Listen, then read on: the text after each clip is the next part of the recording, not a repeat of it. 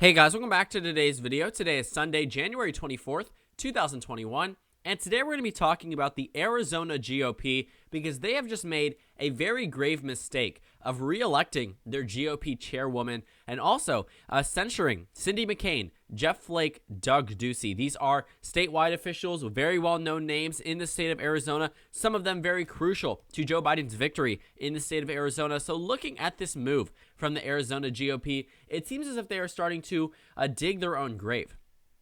As you can tell from the title of this video, I do think that the Arizona GOP is on a track where they are going to come to a point where the Democrats can turn this state into the next Virginia, the next Colorado, the next New Mexico. States that used to be competitive, if not leaning for the Republican Party, that ultimately changed under a new wave of Democratic voters and a shift in the suburbs and a shift amongst more traditional Republican voters away from a Trump-type party.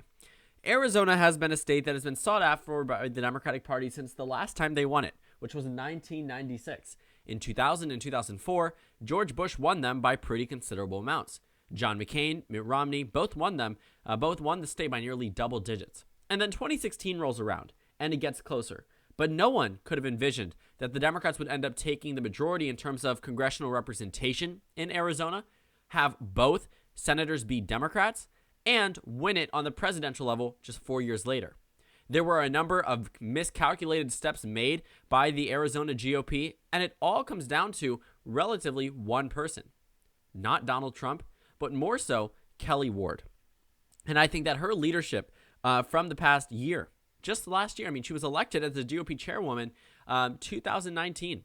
She was always a very well-known name in the state. She had ran for Senate in 2016 and ran for Senate in 2018. She was, a known name. She had done well against John McCain. She had done well against Martha McSally, but not enough to win the states. And then she turned to the Arizona Republican Party and became the chairwoman. Now, I do think Donald Trump definitely expedited the state's growth towards the Democratic Party, undoubtedly. But over the past year, Kelly Ward has made a number of decisions that ultimately hurt the GOP along with her rhetoric, because she pretty much outlined what the Republican Party in Arizona would be pushing for. Rather than returning to the well-known names of McCain or the well-known names of Flake or even Ducey, she pushed this Make America Great Again agenda that obviously, makes sense because Donald Trump was on the ballot, but that was their sole campaign efforts. After 2018, they should have realized something was up. In 2018, when the Democratic Party was able to still win the United States Senate election in Arizona despite losing a net 2 seats, Arizona was one of the states that offset the Democratic Party's loss. They should have recalculated because it was clear they were not going to win just on Donald Trump's base, just on Donald Trump's campaign tactics. But what did they do in 2020? They kept with it. They kept with the losing strategy from 2018. And you can imagine they would lost more than they did in 2018. Rather than it be one Republican and one Democrat in the United States Senate, it ended up being 2 Democrats, 0 Republicans in the United States Senate from the state of Arizona. So I think Kelly Ward definitely has played a major role in turning the state blue. Donald Trump definitely deserves a lot of credit for that, which is very ironic that he, is one of the few people you can actually credit to making Arizona not a safe by any means, but a Democratic state. Looking at the state's congressional delegation, one could argue, this is a state that represents Democrats more than Florida does by percentage, in terms of percent by state, despite it only voting for the Democrats once since 1996. 2020 was the first time Arizona went to the Democrats in 24 years. It was a long time coming. A very long time coming. And now Kelly Ward has been reelected as the GOP chairwoman, not by a lot. We're talking she won by 3 percentage points in the state of Arizona with a Donald Trump endorsement. He sent out a video, even though after he left office, he sent out a video to Kelly Ward for her campaign saying, vote for Kelly Ward. She follows what I do. And, she's someone who can represent the Trump wing of the Republican Party in the United States Senate. Not in the United States Senate, in the state of Arizona. She is the, Trump-backed candidate. And that led her to victory in the Arizona GOP chair election. And on the same ballot as her being chosen for re-election in the state of Arizona for the GOP chair, they also censured Cindy McCain, Jeff Flake, Doug Ducey. This is essentially a political way of completely condemning a singular person Whether it's due to their actions, whether it's due to their statements, essentially telling the voters in the state, this is not a representative of our political party. But look at those names. You probably recognize them because they are recently elected political officials. This is going down a very dangerous pathway for the Arizona GOP. Because with this renomination of Kelley Ward, choosing her to be the GOP chairwoman, it's not going to deviate from the Make America Great Again track. That is exactly how the Arizona GOP will continue to campaign. And at some point, they're going to realize it doesn't work. They almost ousted her. She barely won. That's with a Donald Trump endorsement. She barely won her election there. But since she has now been, re-chosen as the GOP chairwoman, the Democrats are probably very happy about this. And also, censuring Cindy McCain, Jeff Flake, Doug Ducey. It seems as if they are getting rid of the only Republicans who know how to win. I mentioned this in yesterday's video, which you can actually find at the top right corner of this screen. I mentioned how Doug Ducey was no longer going to run for United States Senate, largely due to the fact that Donald Trump completely attacked and vilified him for accepting the election results. All of this turmoil for nothing, for absolutely nothing. Because had Donald Trump immediately conceded, Doug Ducey would not even be in discussion to be possibly censured. Is censured now as the vote has gone through. Another person who's been censured by the Arizona GOP is former Senator John McCain. Cindy McCain tweeted out that she wears this as a badge of honor because her husband was censured by the Arizona GOP and then went on to win re-election 2 years later. But it doesn't really make sense. It never has made much sense to me. John McCain was one of the few Republicans who won a lot of crossover support. They got rid of him. They said, we don't want him in the party. He still won the nomination, but he only got 51% of the vote in the Republican primary. But then he went on to win by 13 percentage points. That's a lot. 13, 14 percentage points. John McCain won by a considerable amount in 2016. Then you also have to take a look at the other people that they tried to censure, or did censure. Not tried to, because it's now solidified. In 2012, Jeff Flake won the Senate election here. Sure, it was closer than the presidential race was, but he was a Republican who had won a Senate race. 6 years later, it was lost by the Arizona GOP, by then Representative Martha McSally. Former Senator Flake was someone who had won statewide. He decided not to run for re-election in 2018 and handed it to the Democratic Party practically.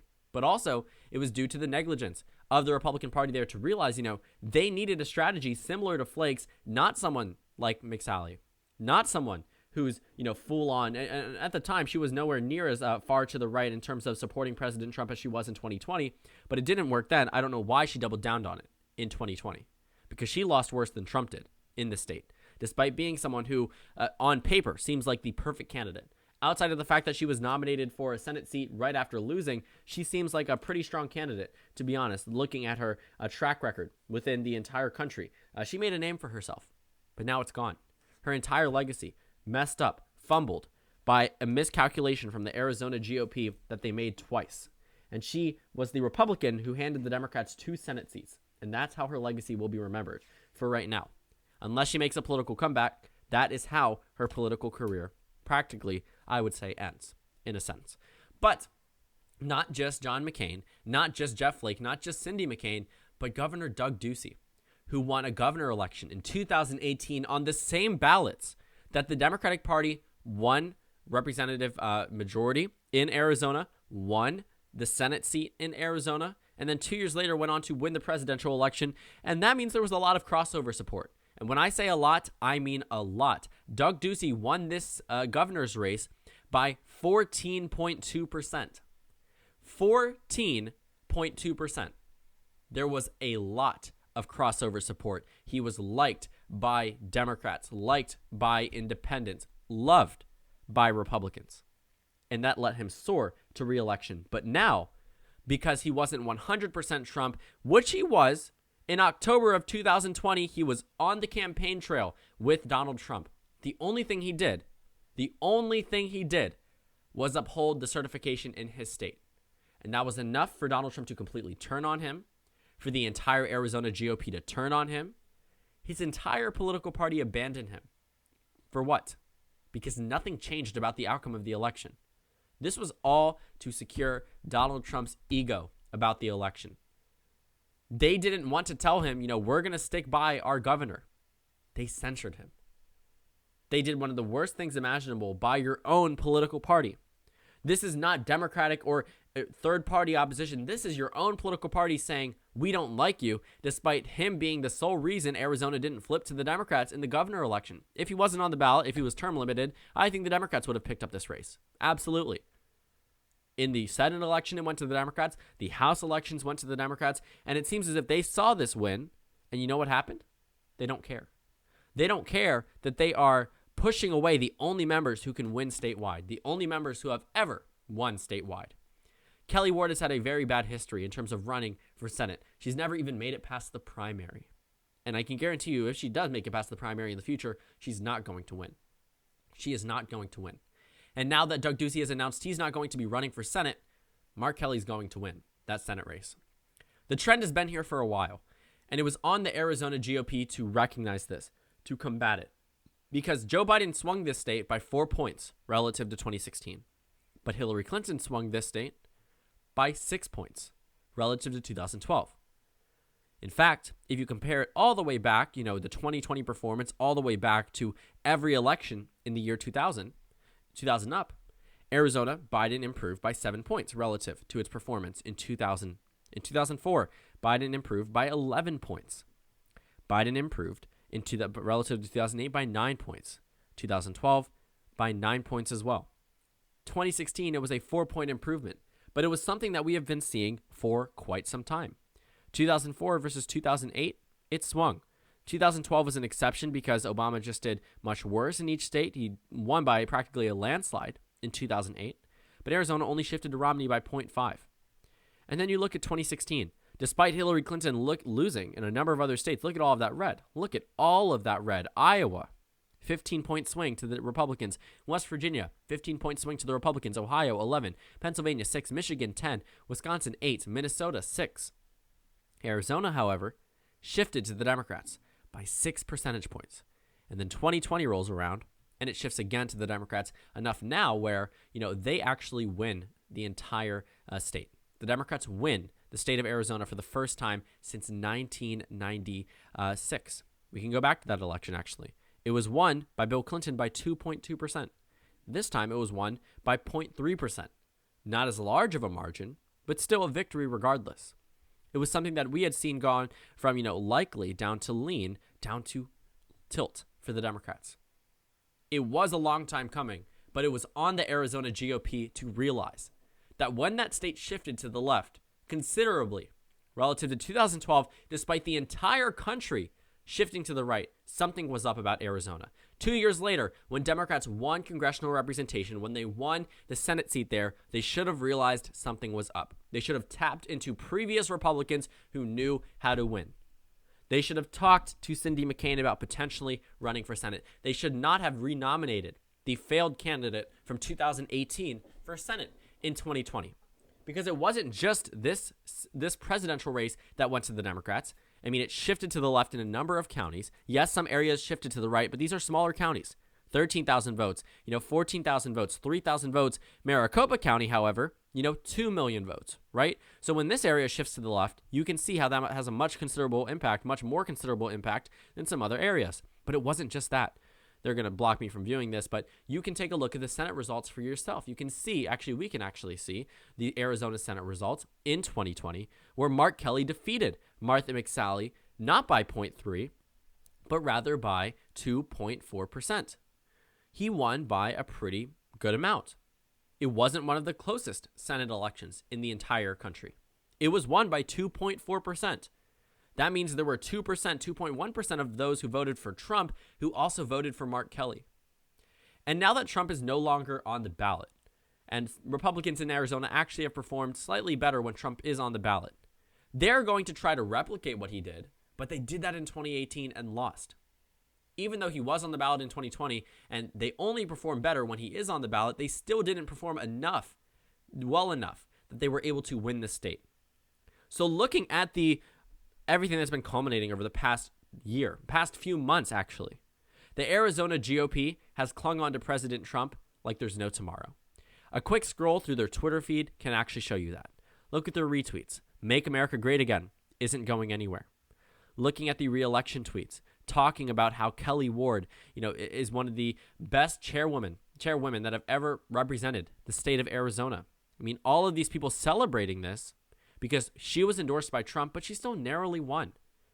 And I don't see why they are starting to prop up this failed GOP chairwoman, failed in Senate elections, failed in helping the state go to the Republican Party.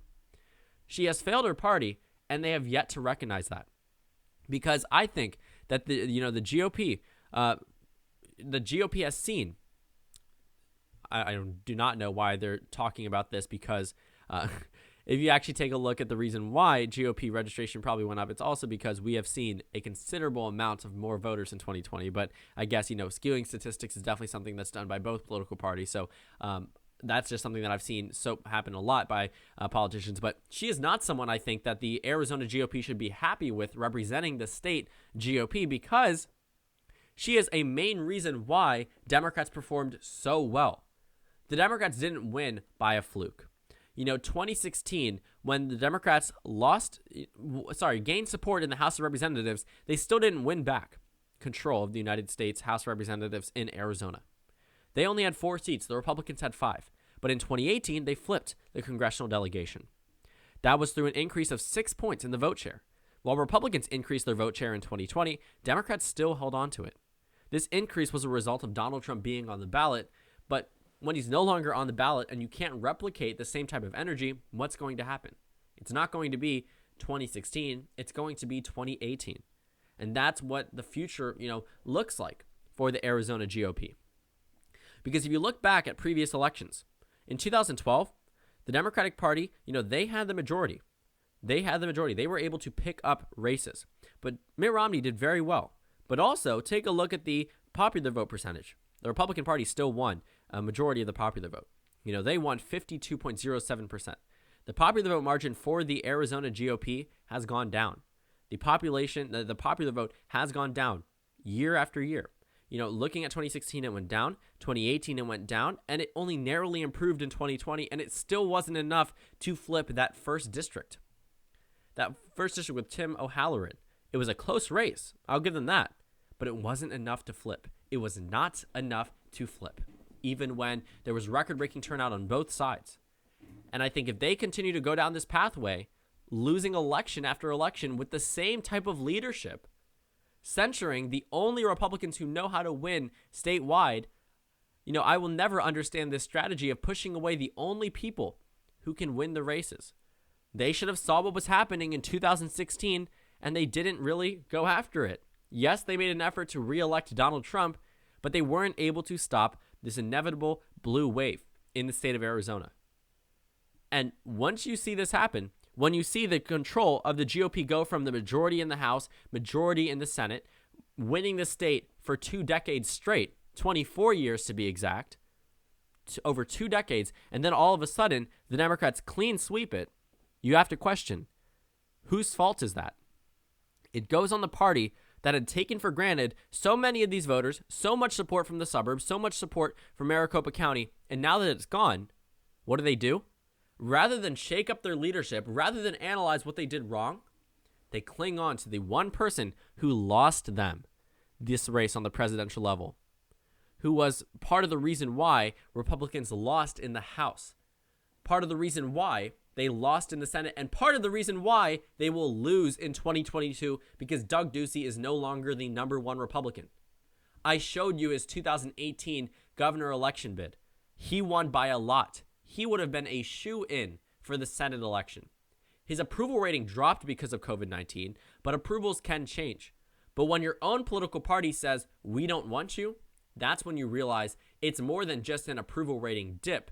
You may not even make it past the primary. You may not even make it past the primary election. And I find no reason as to why this should be happening.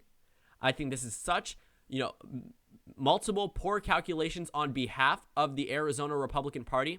And with this reselection of Kelley Ward as the chairwoman of the Arizona Republican Party, it is only going to continue to get worse for Arizona Republicans and for Republicans' chances in the state of Arizona.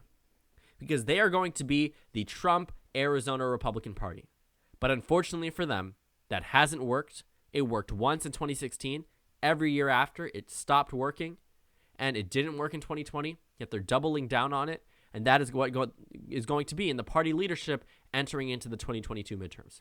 So we will see the direct consequence of choosing Trump over previous Republicans, and we will see what will happen in the state of Arizona. And based on what I've seen so far, it likely won't be pretty for the GOP. So thank you guys so much for watching this video. Make sure to comment down suggestions below. Subscribe on the left if you haven't already, and check out the Instagram and Twitter. At the bottom left of the screen, there's also a Discord server for you to go ahead and join. On the screen, there's a video you can watch, and then a playlist for my post 2020 election videos. Again, thank you guys so much for watching, and I will see you all later today.